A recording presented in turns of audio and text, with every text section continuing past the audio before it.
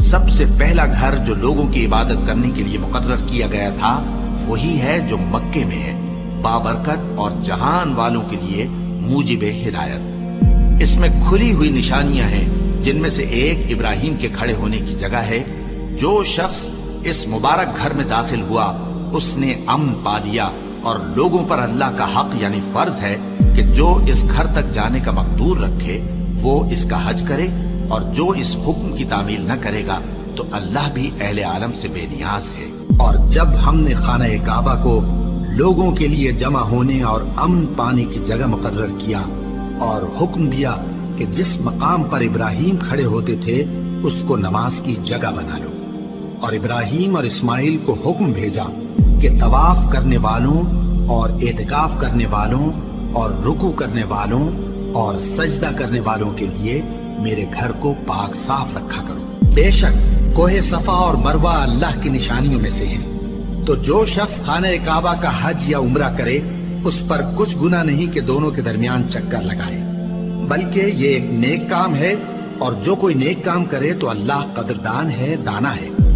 اور اللہ کی خوشنودی کے لیے حج اور عمرے کو پورا کرو، اور اگر راستے میں روک لیے جاؤ تو جیسی قربانی میسر ہو کر دو،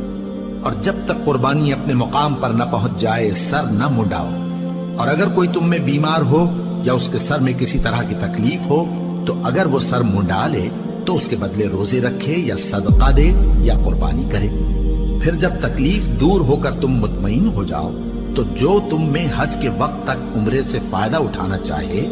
وہ جیسی قربانی میسر ہو کرے، اور جس کو قربانی نہ ملے وہ 3 روزے ایام حج میں رکھے اور 7 جب واپس ہو،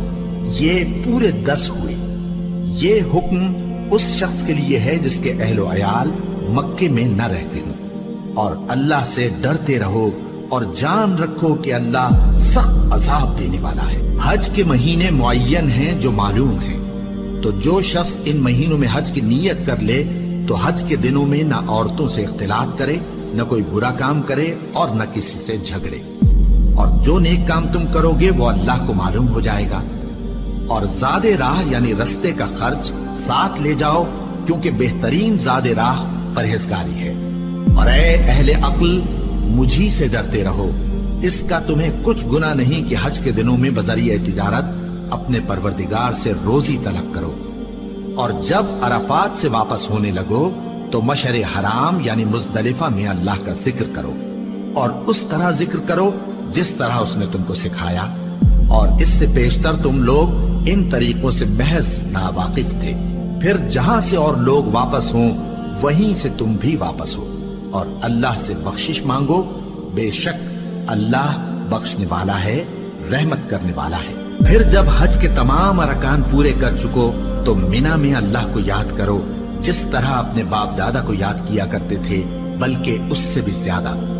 اور بعض لوگ ایسے ہیں جو اللہ سے التجا کرتے ہیں کہ اے پروردگار ہم کو جو دینا ہے دنیا ہی میں دے دے، اور ایسے لوگوں کا آخرت میں کچھ حصہ نہیں۔ اور بعض ایسے ہیں کہ دعا کرتے ہیں کہ پروردگار ہم کو دنیا میں بھی نعمت عطا فرما اور آخرت میں بھی نعمت بخشیو اور دوزخ کے عذاب سے محفوظ رکھیو۔ یہی لوگ ہیں جن کے لیے ان کے کاموں کا حصہ یعنی اجر نیک تیار ہے، اور اللہ جلد حساب لینے والا ہے۔